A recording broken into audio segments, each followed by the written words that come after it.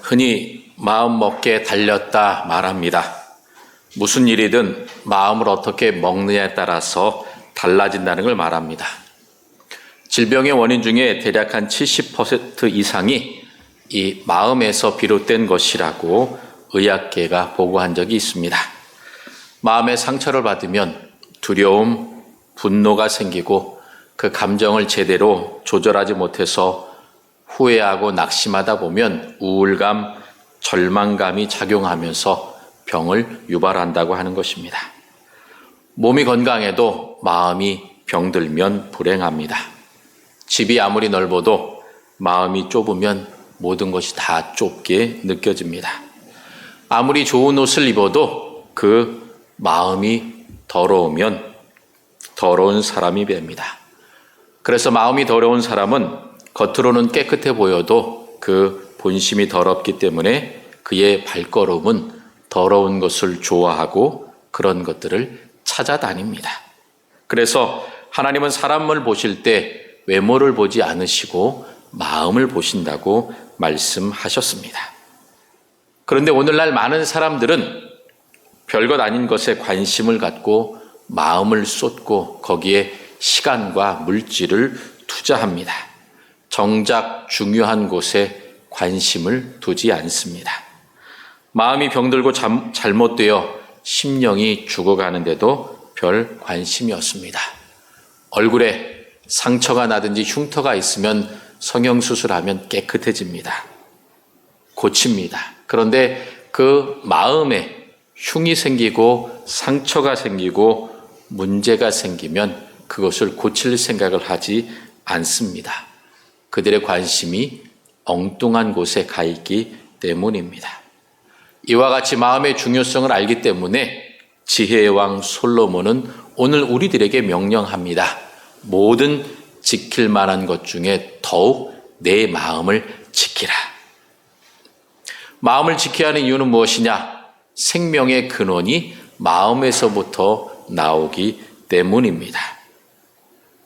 생명의 근원이 마음에서부터 나온다는 것은 무엇이냐? 바로 우리가 살아가면서 활기차고 기쁘고 힘있게 살아갈 수 있는 것이 우리의 마음에서 나온다는 말입니다. 그래서 마음을 지키는 일이 중요합니다. 마음을 지켜서 그 마음이 흔들리지 아니하면 힘있고 활기차게 살아갈 수가 있습니다. 그런데 그 마음을 지키지 않고 그 마음을 놓아버리면 마음이 엉뚱한 곳에 가 있으면 우리들의 삶은 힘이 없고 낙심하고 절망하게 됩니다. 그래서 결국 병들어가는 안타까운 상황에 처하게 됩니다. 그런데 마음을 지키기 위해서 내가 이걸 꼭 하겠다라고 마음 먹으면 여러분 마음대로 잘 됩니까? 마음 먹은 대로 되면 이 세상에 불행할 사람, 아플 사람은 한 사람도 없을 것입니다. 그러므로 오늘 우리가 이 말씀을 통하여 우리들의 마음을 지키고 우리들의 마음이 생명력 있게 활기차게 살아가도록 마음 먹는 그러한 은혜의 시간이 될 수 있기를 주님의 이름으로 소망합니다. 먼저 우리는 말조심을 해야 합니다. 24절에 우리에게 명령합니다. 구부러진 말을 내 입에서 버리며 비뚤어진 말을 내 입술에서 멀리하라. 구부러진 말, 비뚤어진 말, 그 말이 그 말 같습니다. 그런데 구부러졌다, 비뚤어졌다 이것은 무엇이냐면 바로 하나님에 대하여 불경건한 말을 한다는 것입니다. 하나님을 인정하지 않고 내가 내 인생의 주인이니까 내가 하고 싶은 대로 살아갈 테니 하나님 알아서 나를 따라오십시오. 내가 내 삶의 주인입니다 라고 하는 교만한 말이 바로 구부러진 말입니다. 사악한 말은 무엇입니까? 하나님을 인정하지 않다 보니 내 주변에 있는 모든 사람들을 바라볼 때에 그들에게 내 마음대로, 내 욕심대로, 내 하고 싶은 대로 이야기를 하다 보니 그 사람의 마음을 속이고 상처 주고 핥히고 아프게 합니다. 그러다 보니 어떻습니까? 하나님을 인정하지 않으니 하나님에 대해 불평과 원망합니다. 그리고 내 주변에 있는 사람들에게도 상처 주는 말, 핥히는 말을 하다 보니 그 인생이 그리고 그 사람과의 관계가 불행해지기 마련입니다. 그래서 내가 정말 하나님을 사랑한다고 그리고 내 이웃을 향하여 격려하는 말, 칭찬하는 말을 하겠다라고 마음 먹어보지만 마음 먹은 대로 되지 않습니다. 욱하는 마음에 또 덥고 짜증나고 피곤하고 힘들면 어느새 내 마음속에서 올라오는 말은 남들을 향한 시기와 질투와 불평의 말이 많아집니다. 그래서 야고보서 3장 8절은 우리들에게 말합니다. 혀는 능히 길들일 사람이 없나니 쉬지 아니하는 악이요 죽이는 독이 가득한 것이라. 즉 우리들의 혀, 우리들의 말에 대해서 그 누구도 능히 그것을 다스릴 수가, 길들일 사람이 없다라는 것입니다. 그러므로 우리들의 말에 대해서 조심하고 주의하지 않으면 늘 독처럼 쉬지 않는 악이 되어서 사람들의 마음에 상처를 주고 죽이고 아프게 하는 그러한 말이 우리들의 입에서 나온다고 하는 것입니다.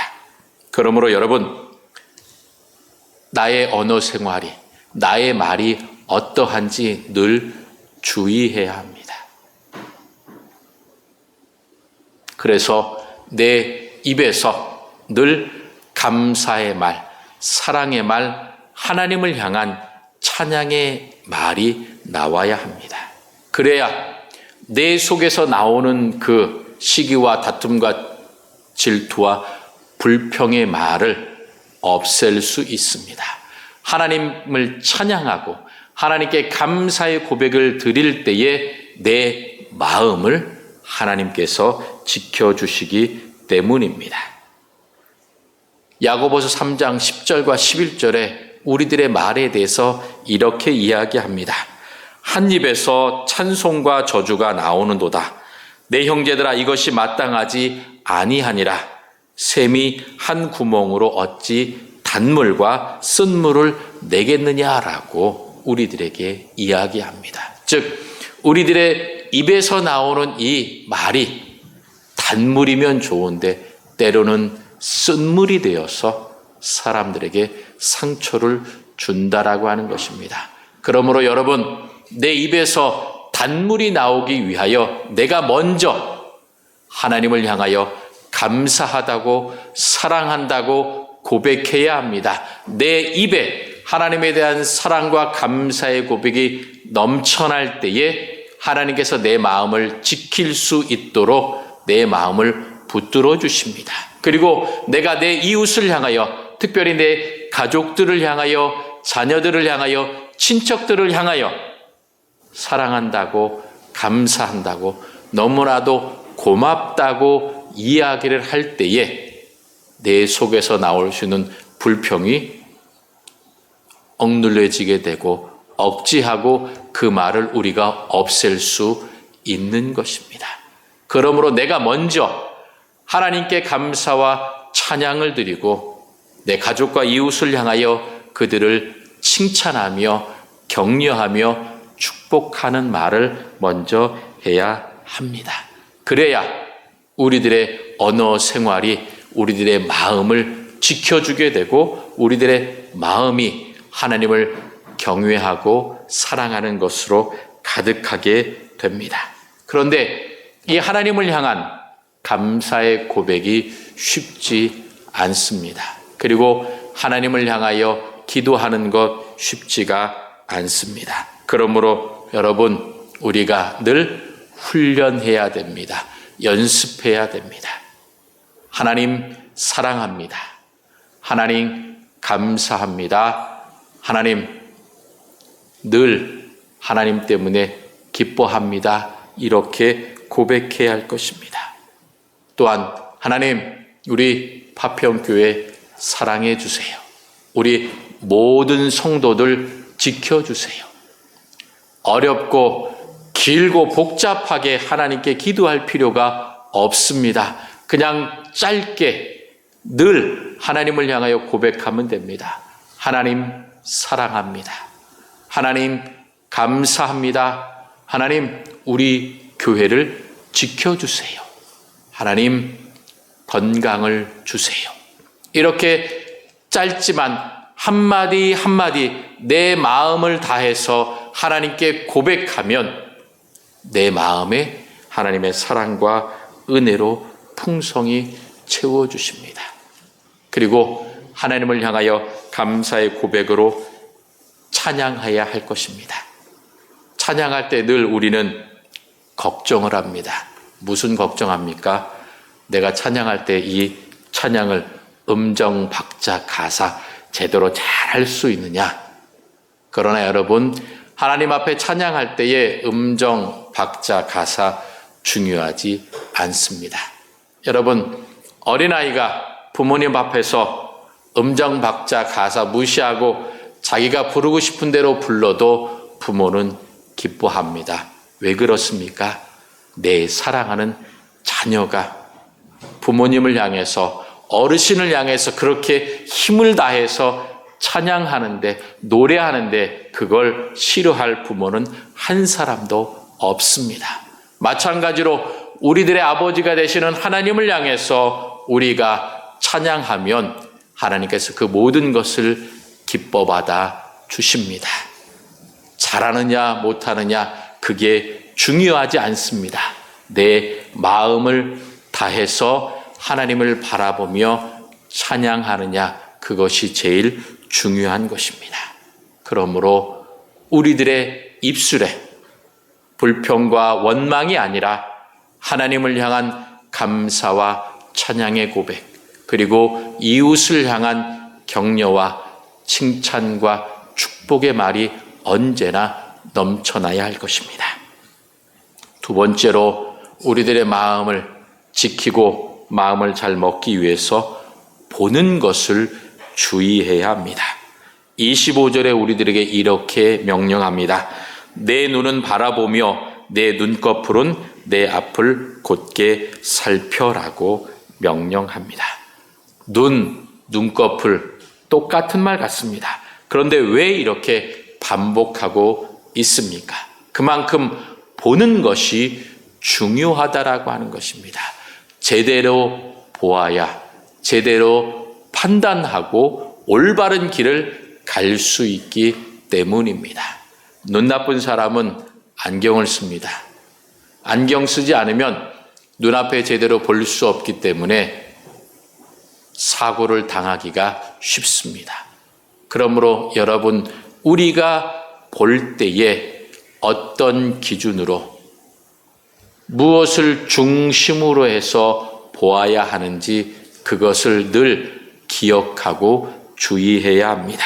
그러므로 우리가 무엇을 중심으로, 무엇을 기준으로 해서 보아야 되겠습니까? 하나님의 말씀, 하나님의 사랑, 하나님의 뜻, 하나님께서 기뻐하시는 것이 무엇인지 그것을 기준으로 우리가 보아야 합니다.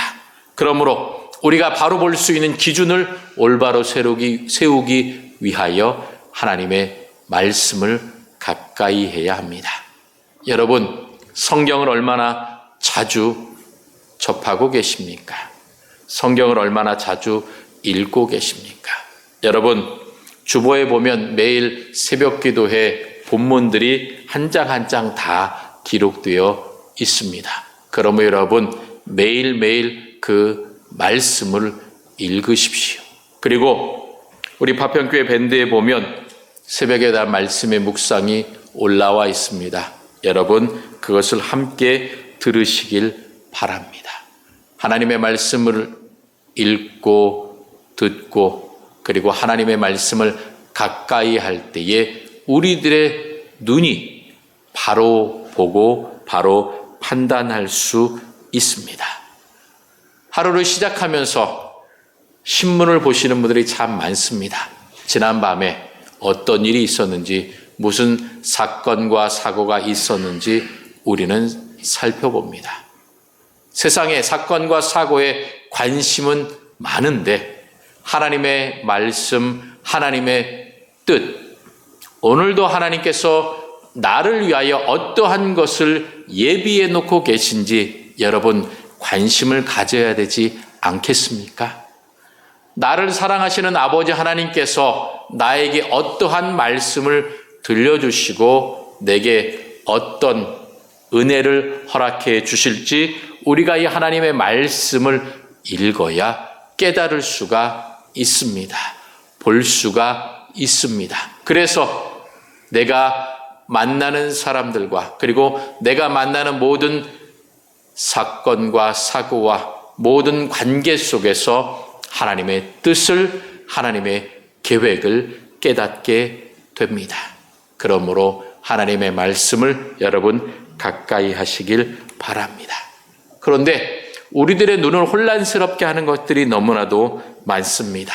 이 세상의 많은 매체와 미디어들이 우리들의 눈을 빼앗아가기 위해서 많은 현란한 자극을 줍니다.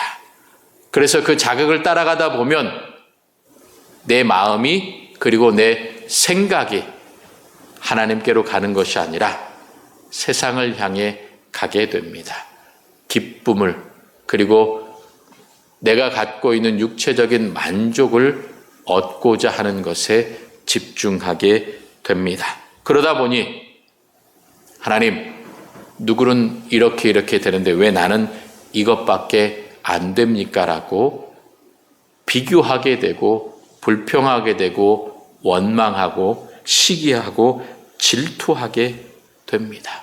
그러므로 그러한 원망과 시기와 질투가 가득하다 보면 하나님께서 원하시는 길이 아니라 세상이 기뻐하는 길, 사단이 기뻐하는 길, 시기와 질투와 원망의 길로 가게 됩니다. 여러분, 아브라함과 롯이 서로 너무 많은 소유를 갖고 있었기 때문에 서로 분쟁과 다툼이 일어나게 되었습니다. 그래서 그 두 사람이 서로 나누게 되기 위해서 뭐라고 이야기합니까? 내가 보고서 내가 원하는 것을 택하라. 그러면 나는 내가 택하는 반대쪽을 택하겠다라고 아브라함이 롯에게 말합니다. 롯은 무엇을 바라보았습니까? 얼마나 기름지고 비옥하고 좋은 땅이 있는지 세상적인 관심, 인간적인 관심으로 바라보았습니다. 그래서 롯은 소돔과 고모라를 선택하게 되었습니다. 소돔과 고모라를 선택해서 결국 어떻게 되었습니까? 그 사람들과 함께 섞이다 보니 죄악의 길로 가게 되어 결국 멸망하게 되었습니다. 아픔의 길을 가게 되었던 것입니다. 그러므로 여러분, 우리는 하나님의 말씀을 가까이 하고 그 말씀 안에서 우리가 모든 것들을 바라보아야 합니다. 그러면 하나님께서 말씀 가운데에 우리들의 마음을 지켜주셔서 우리들의 걸음을 주님의 은혜의 길로 인도해 주십니다. 눈으로 본 길을 우리가 걸어가기 때문에 우리 발이 가야 할 길에 대해서 이렇게 이야기합니다.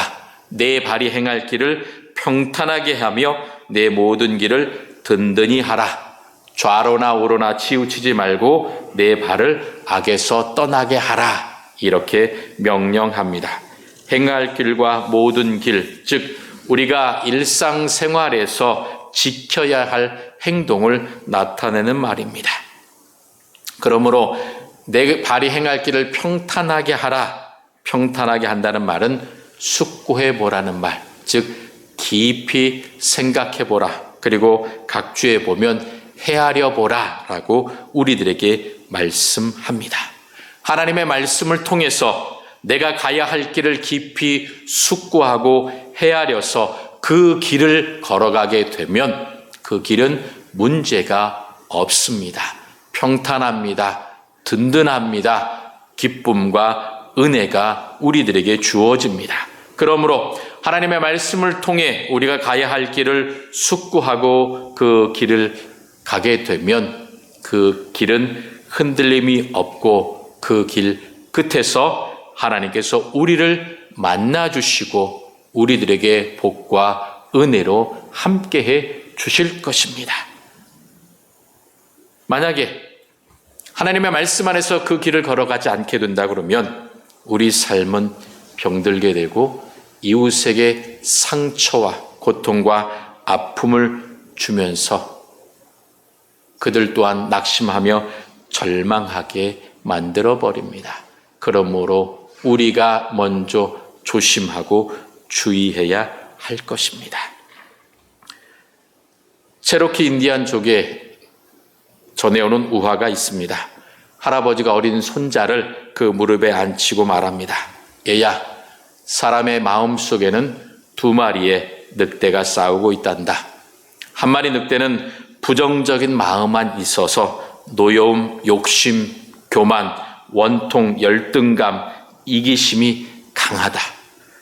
다른 한 마리 늑대는 긍정적인 마음만 갖고 있어서 그 마음에 선과 기쁨, 사랑, 희망, 겸손, 친절, 진리, 동정하는 마음이 강하다. 이렇게 이야기합니다. 어린 손자가 생각하다가 할아버지께 물어봅니다. 할아버지, 그 두 마리 늑대가 싸우면 어느 쪽이 이겨요? 할아버지는 대답합니다. 그거야, 어느 늑대에게 먹이를 잘 주느냐에 달려있다. 이렇게 대답합니다. 이 우화를 통해서 우리가 우리 마음에 어떤 것으로 채우느냐, 그리고 우리 마음을 어떻게 먹고 무엇을 따라가느냐에 따라서 우리 마음 속에서 선과 악이, 그리고 성령의 소욕과 육신의 소욕이 충돌하는 가운데에 우리가 어떻게 승리할 수 있는지 우리들에게 이야기해 주고 있는 우화입니다. 잠언 25장 28절에 이렇게 말씀합니다. 자기의 마음을 제어하지 아니하는 자는 성읍이 무너지고 성벽이 없는 것 같으니라 라고 말씀합니다. 내 마음을 지키지 않으면 온갖 부정적인 것과 사단의 유혹이 흘러들어와서 결국 우리들의 마음이 무너지면서 우리들의 인생도 무너지고 황폐해지고 말아버립니다. 우리들에게 어떤 소망이나 희망도 가질 수 없습니다.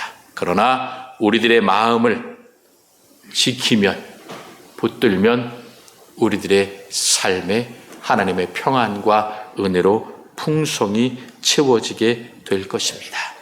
사랑하는 파평의 성도 여러분, 이제 7월 한 달, 2023년 하반기를 시작하면서 어떤 마음을 먹어야 하겠습니까? 여호와를 경외하는 마음을 먹어야 합니다. 그리고 내 말이 하나님을 사랑하고 감사하는 말, 이웃을 격려하고 칭찬하고 축복하는 말을 해야 되겠다라고 우리들의 마음을 먹어야 하겠습니다.